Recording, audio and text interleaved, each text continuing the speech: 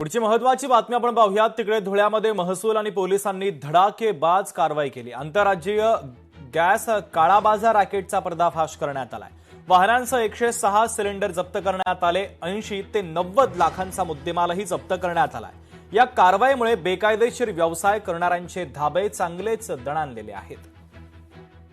त्या ठिकाणी भारत पेट्रोलियमच्या टँकरद्वारे अवैधरित्या काही इसम तेथून गॅस काढून अवैधरित्या कमर्शियल जे सिलेंडर आहे त्या ठिकाणी ते गॅस त्या ठिकाणी भरणा करत होते।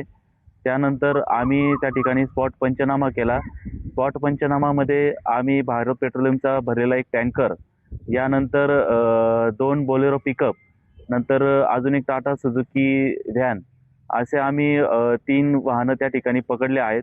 त्यासोबतच आम्ही 105 जे कमर्शियल गॅस सिलेंडर आहे ते देखील त्या ठिकाणी पकडण्यात आलेले आहे। पालखी सोहळ्याच्या निमित्तानं पुण्यामध्ये विशेष वाहतूक व्यवस्था आता केली जाते। नागरिकांना नियोजन करून प्रवास करण्याचं आवाहन आता प्रशासनानं केलंय। संत ज्ञानेश्वर महाराज आणि संत तुकाराम महाराज यांच्या पालख्या पुणे शहरामध्ये दाखल होणार असल्यानं शहरामध्ये विशेष वाहतूक व्यवस्था लागू करण्यात आलेली आहे।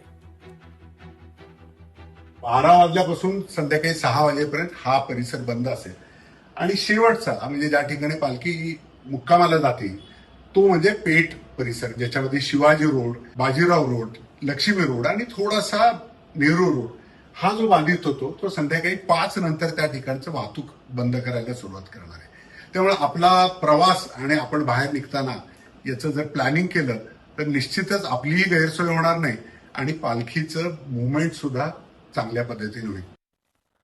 देहूमध्ये संत तुकाराम महाराज यांच्या पालखी सोहळ्यामध्ये भक्तीबरोबरच सामाजिक सलोखा आणि हिंदू मुस्लिम ऐक्याचं दर्शन झालं। तर अनगडशहा वालीबाबा यांच्या दर्ग्यामध्ये संत तुकाराम महाराज यांच्या पालखीची पहिली समाज आरती अत्यंत भक्तिमय वातावरणामध्ये पार पडली। अनगडशहा वालीबाबा यांच्या स्मृतीला अभिवादन करत पालखी येथे काही काळ विसावते आणि समाज आरतीनंतरच पंढरपूरच्या दिशेनं पुढे प्रवासाला निघते। वारकरी संप्रदायातील समता, बंधुभाव आणि सर्व धर्म समभावाचा संदेश देणारा हा सोहळा आजही लाखो भाविकांसाठी श्रद्धेचा आणि ऐक्याचा प्रेरणादायी क्षण ठरतो।